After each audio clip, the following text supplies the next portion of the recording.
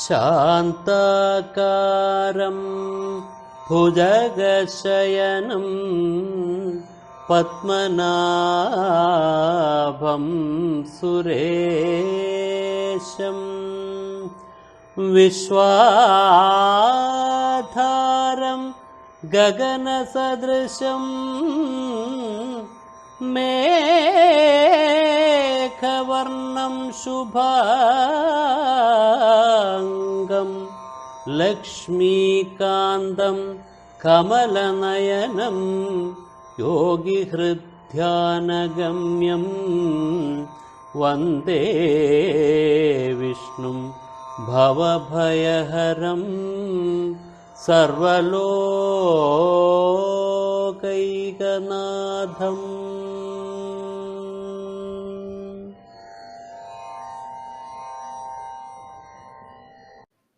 അനാദി അനന്തമായിട്ട് സർവത്ര വ്യാപിച്ച് അനാദി അനന്തമായ വൈഭവങ്ങളോടുകൂടി നിറഞ്ഞു നിൽക്കുന്നയാളാണ് കൃഷ്ണൻ. അങ്ങനെയുള്ള അല്ലയോ ഭഗവാനെ എന്ന് മാത്രമല്ല, പ്രപന്ന ഭയഭഞ്ജന, ആശ്രയിക്കുന്നവരുടെ ഭയങ്ങളെ മുഴുവൻ ഇല്ലാതാക്കുന്നവനെ. ആ സംബോധനയ്ക്കൂടെ പ്രത്യേക സാങ്കത്യമുണ്ട്. ഞങ്ങളിതാ ആശ്രയിക്കുന്നു അങ്ങയെ, ഞങ്ങളുടെ ഭയത്തെ അങ്ങ് ഇല്ലാതാക്കണം. ആരാശ്രയിച്ചാലും അവരുടെ ഭയത്തെ ഇല്ലാതാക്കുന്നവനാണ് അങ്ങ്. ഇത് നമുക്കും വ്യാസഭഗവാൻ സുഖബ്രഹ്മർഷിയിലൂടെ പറഞ്ഞു തരുന്ന ഒരു വലിയൊരു തത്വമാണ്.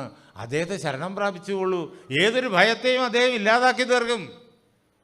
ഇതെല്ലാം നമുക്ക് നേരിട്ട് നമ്മുടെ ജീവിതത്തിൽ പഠിക്കാനും ഉൾക്കൊള്ളാനും ഉള്ളതാണ്.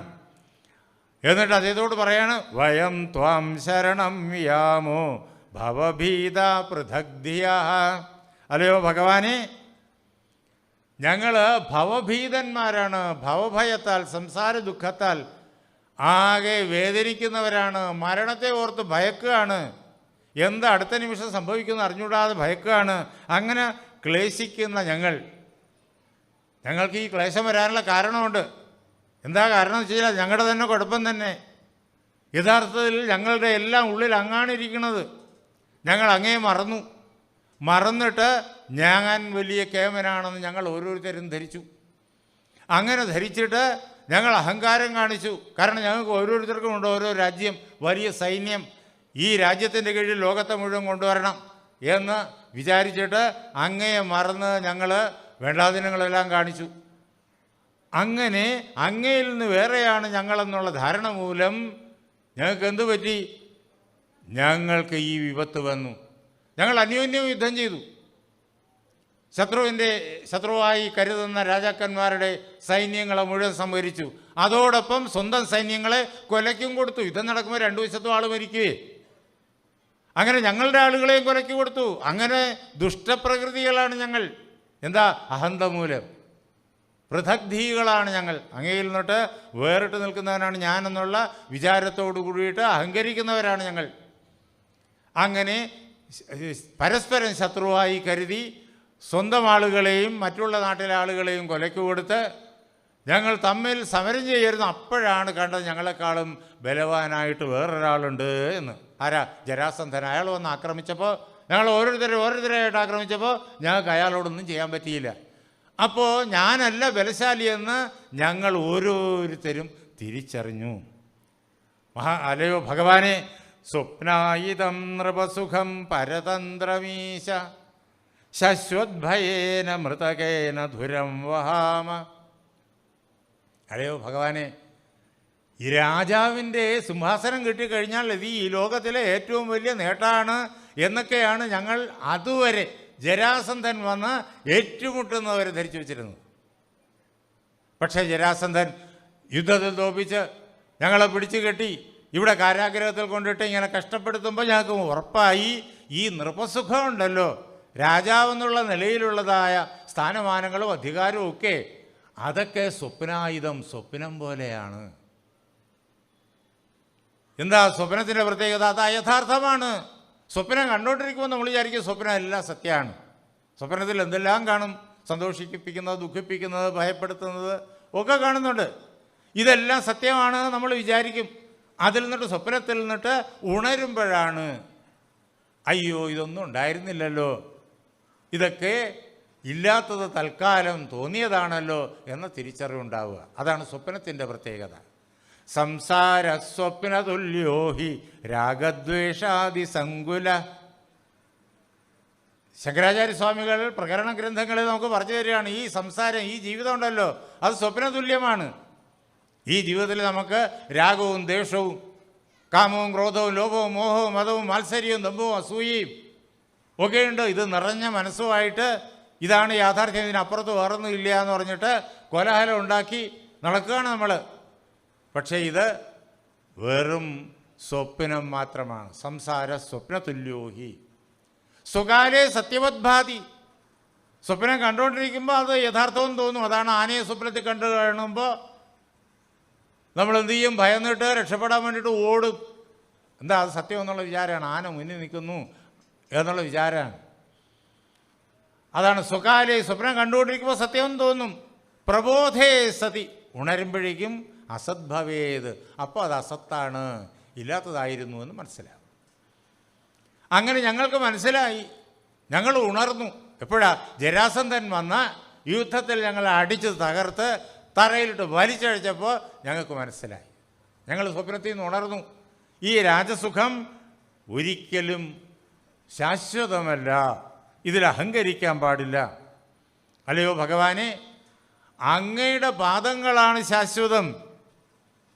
ആ പാദങ്ങളെ ആശ്രയിക്കലാണ് ജീവിതത്തിൻ്റെ പരമമായ ഭാഗ്യം.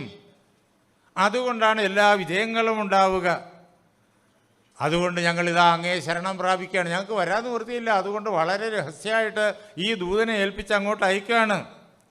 അതുകൊണ്ട് തന്നോ ഭവൻ പ്രണതശോക ഹരാഘ്രയുക്തോ, പ്രണതന്മാരുടെ, നമസ്കരിക്കുന്ന ആളുകളുടെ, ആശ്രയിക്കുന്ന ആളുകളുടെ ശോകത്തെ പൂർണ്ണമായും ദൂരീകരിക്കുന്ന പാദപത്മങ്ങളോടുകൂടിയവനാണങ്ങ്.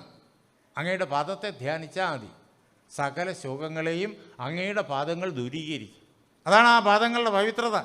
അങ്ങനെയുള്ള പാദങ്ങളോടുകൂടിയ അല്ലയോ കൃഷ്ണ, ബദ്ധാൻ വിയുങ്ഷ്വ മഗധാഹോയ കർമ്മപാശാത്, മാഗധൻ എന്ന് പേരുള്ളതായ, മാഗധൻ മഗധയിലെ രാജാവ് ജരാസന്ധൻ എന്ന് പേരുള്ളതായ കർമ്മപാശം, കർമ്മബന്ധനം. യഥാർത്ഥത്തിൽ അയാൾ വേറൊരു രാജാവൊന്നുമല്ല, ഞങ്ങൾ തന്നെ ചെയ്ത ദുഷ്കർമ്മങ്ങളുടെ ബന്ധനമാണ്. ആ ദുഷ്കർമ്മങ്ങളാണ് ജരാസന്ധനായിട്ട് ഞങ്ങളെ മുമ്പ് വന്നത്. തിരിച്ചറിഞ്ഞിരിക്കുന്നു, വേദാന്തം അവർക്ക് അനുഭവം കൊണ്ട് കിട്ടിക്കഴിഞ്ഞിരിക്കുന്നു. അങ്ങനെ ഈ ജരാസന്ധനാകുന്ന കർമ്മപാശത്തിൽ നിന്നിട്ട് ഞങ്ങളെ വിയുങ്ഷ്വ മോചിപ്പിച്ചാലും ഭഗവാനെ അങ്ങയ്ക്ക് മാത്രമേ അത് സാധിക്കുള്ളൂ. അതുകൊണ്ട് അല്ലയോ ഭഗവാനെ, ഞങ്ങളെ കൈവിടരുത് എന്ന് അവർ ഭഗവാനോട് പ്രാർത്ഥിക്കാൻ. അപ്പോൾ ആ ദൂതൻ അതെല്ലാം പറഞ്ഞു കേൾപ്പിച്ചു. വളരെ വിപുലമാണത്. അതിൽ അങ്ങും ഇങ്ങൊക്കെ ഇങ്ങനെ തൊട്ട് കടന്നുപോയതാണ്. പറഞ്ഞു കേൾപ്പിച്ചു. അപ്പോഴേക്കും യാദവന്മാർക്ക്, സഭയിലിരിക്കുന്നവർക്കൊക്കെ വലിയ ഉത്സാഹമായി. എന്നാൽ ഉടൻ തന്നെ പുറപ്പെടാം. ഏതായാലും ഇങ്ങനെ ദൂതമെന്ന് പറഞ്ഞല്ലോ, ഭഗവാൻ അതിനങ്ങ് തീരുമാനിക്കും. അപ്പോൾ ഉടൻ തന്നെ അങ്ങോട്ട് മഗധയിലേക്ക് പോകാം, അങ്ങോട്ട് യുദ്ധം ചെയ്യാം, ജരാസന്ധനോടുള്ള വിരോധം ഇപ്പം തീർക്കാം എന്ന് പറഞ്ഞിട്ട് ഉഷാറായിട്ട് അവർ വാളൊക്കെ ഇങ്ങനെയൊക്കെ എടുത്ത് ഇങ്ങനെ ഇരിക്കുകയാണ്. പക്ഷെ ഭഗവാൻ പറഞ്ഞാലേ പോകാൻ പറ്റുള്ളൂ. അങ്ങനെ ഇരിക്കുകയാണ്. അപ്പോഴുണ്ട് വേറൊരു സംഭവം. ഇങ്ങനെ ആകാശത്ത് നിന്നിട്ട് വലിയൊരു തേജസ്, സൂര്യനെ പരാജയപ്പെടുത്തുന്ന തേജസ് ഇങ്ങനെ ഇറങ്ങി വരികയാണ് മുകളിൽ നിന്നിട്ട് താഴേക്ക്. സൂര്യൻ ഇങ്ങനെ ഭൂമിക്ക് തിരശ്ചീനമായിട്ടാണ് പോവുക. ഇതങ്ങനെയില്ല, ഇത് നേരെ താഴോട്ട് വരുന്നു. അഗ്നിയാണെങ്കിൽ മുകളിലോട്ടാണ് ജ്വലിക്കുക. ഈ പ്രഭ ഇങ്ങോട്ട് ഇറങ്ങി വരുന്നു.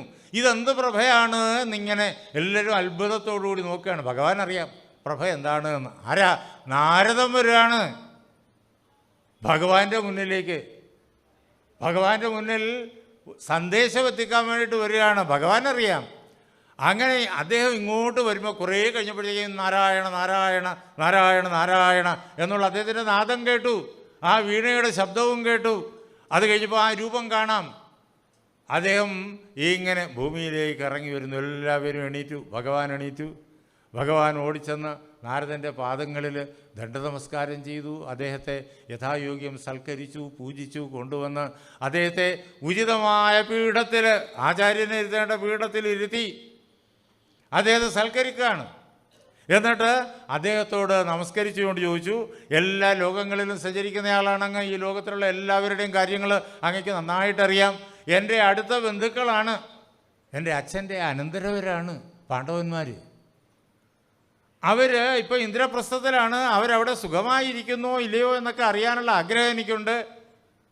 അത് അങ്ങ് പറഞ്ഞാലും അവരുടെ ആ ക്ഷേമ ഐശ്വര്യങ്ങളെക്കുറിച്ച്. അപ്പോഴേക്കും നാരദൻ ചിരിച്ച് തൊഴുതുകൊണ്ട് ഭഗവാനോട് പറഞ്ഞു, അല്ലയോ ഭഗവാനെ, അങ്ങ് സർവാത്മാവാണ്, അങ്ങ് എല്ലായിടവും നിറഞ്ഞു നിൽക്കുന്നയാളാണ്. അങ്ങേക്ക് അറിഞ്ഞുകൂടാത്തതായിട്ട് ഈ ലോകത്തിൽ എന്തുണ്ട്? എല്ലാം അങ്ങ് അറിഞ്ഞുകൊണ്ടിരിക്കുന്നു, അതത് നിമിഷം അങ്ങ് അറിഞ്ഞുകൊണ്ടിരിക്കുന്നു. അങ്ങയുടെ കണ്ണിനെ പൊത്താനായിട്ട് ആർക്കും സാധ്യമല്ല, മറയ്ക്കാൻ ആർക്കും സാധ്യമല്ല. അങ്ങേക്കറിയാം പാണ്ഡവന്മാർ എങ്ങനെയാ സുഖത്തോടുകൂടി കഴിയുന്നത് എന്ന്. എങ്കിലും അങ്ങ് ലോകനീതി അനുസരിച്ച് ചോദിച്ചു. അതുകൊണ്ട് ലോകനീതി അനുസരിച്ചിട്ട് ഞാൻ മറുപടി പറയാം.